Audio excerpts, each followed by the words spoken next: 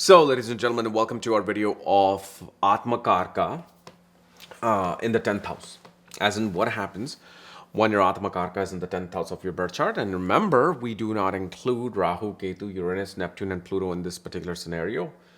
And Atmakaraka is the planet that is going to be closest to the 30th degree possible. Okay.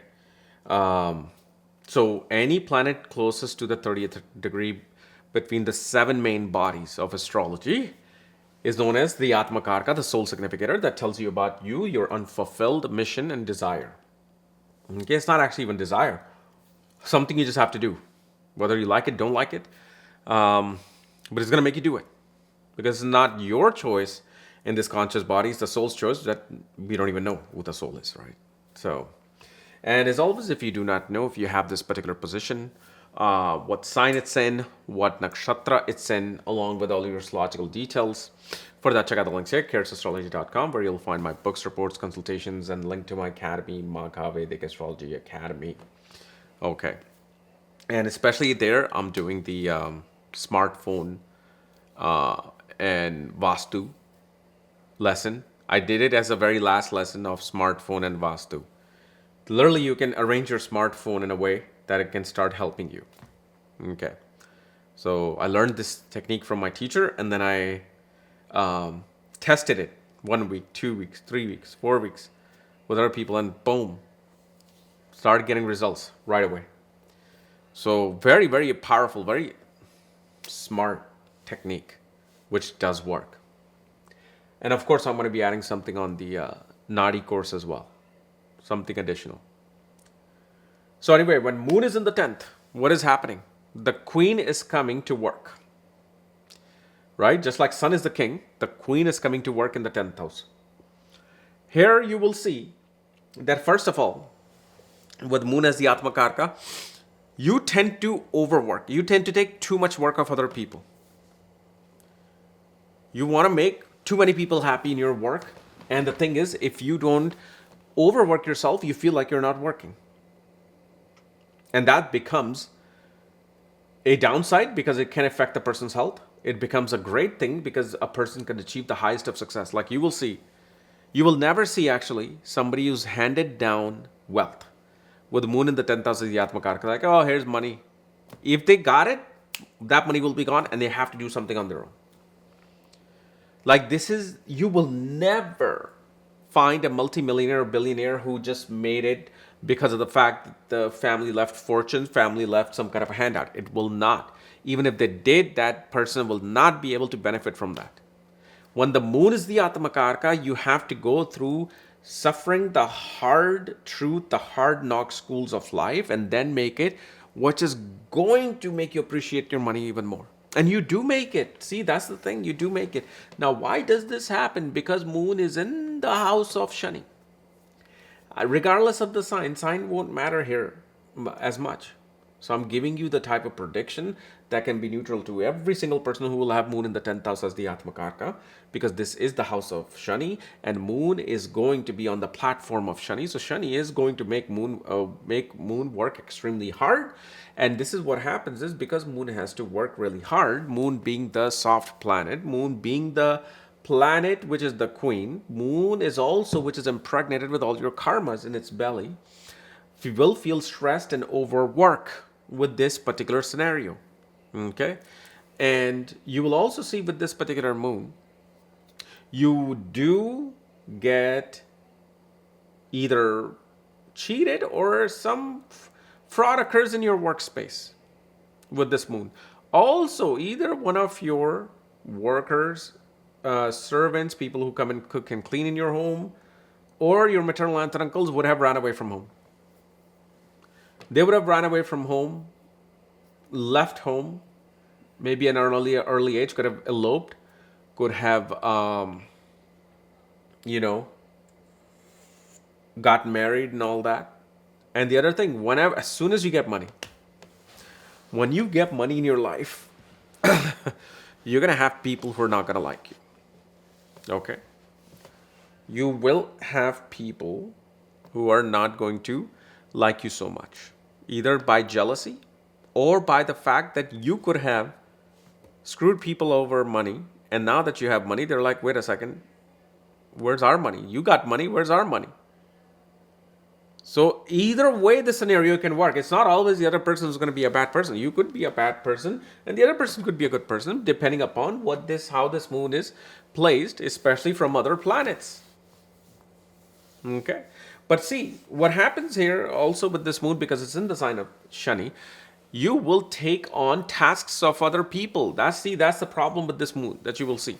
If somebody's done with their work, or if you're done with your work early and you did excellent, you'll be like, okay, let me take on this person's work. Oh, do you have any work? Okay, give it to me. And especially moon is a manager. See, sun is the owner. Sun is the king. Owns the kingdom.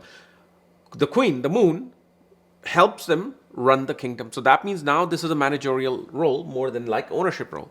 So when it's a managerial role, you as the manager will take on the work of other people, not as the owner. Because if you're the owner, you will not do that. Okay, let's say if sun is also here, then you may not do that. Actually, no, sun in the 10th house will also do that as the owner. You will take work of the employees to do your work. But the thing is with moon here, it's like you feel unfulfilled unless you are constantly doing work. And then when you overwork yourself, when the stress comes in, that's when depression comes in. And then you're like, why do I have so much work? You keep dealing with these particular graphs of ups and downs of these emotions. Like, I want work. Oh my God, I have so much work. I can't do this anymore. Oh, no, I don't have enough work. Okay, no, I need more work. It's an up and down thing. And especially you will notice this. It's the most heaviest thing with this mindset once Shani is in the 3rd house. If moon is in the 10th and Saturn is in the 3rd, I mean, that's like to an extreme level. Of when you have work, you want more work. When you have too much work, you are completely burned out. When you don't have enough work, you feel useless. You feel like you need work because then you're not satisfied. It's an ongoing thing with this moon. And the other thing with this moon, you will notice, home life. There's no home life. Your life is not of your home. Life is of the world. You will not, either you or the mother, one of you have to. It will never be both paying attention to the home. One of them will never pay attention to the home because they're paying attention to society. So that particular part of your life, you kind of like burn it in a way. Like you're just not paying that attention to what's happening in the home. Because there's so much the mindset is focused on regarding work. And the mind hardens in the 10th house. The mind hardens in the 10th house regarding society, work, family.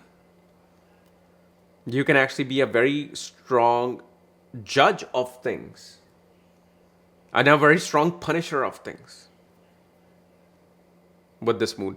Now, the other thing is moon is sola kalais. 16 forms of art. So here you will see a person, if they're in a creative field, they don't have to be, but if they're in a creative field, they will want to do everything themselves. If somebody's a filmmaker, they want to write, direct, produce, do the lighting, do the cinematography, do the editing, do the special effects, do the sound effects, do the marketing. They want to do everything themselves. Because again, that whole part of the Atmakaraka is there, that I have to take on all these work. The mind is not satisfied with one thing because moon is wavy. Moon wants to go everywhere. Have its hand in every little thing.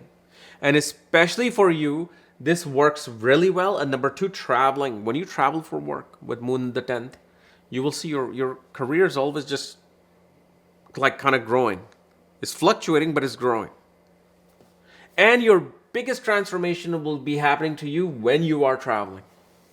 For example, you're working for some strategy company and you're in Singapore and they send you to India to deal with something and you're there for 1 week. The work is done in 4 days, 3 more days left. You're walking around. You hear about some astrologer. You hear about some yogi. You go meet that yogi. Suddenly, either they say something to you, they bless you, they even look into your eyes and something you just feel enlightened and you feel like you have your destiny in front of you. Like you suddenly realizes, oh, this is what I want to do. This is what I should have been doing.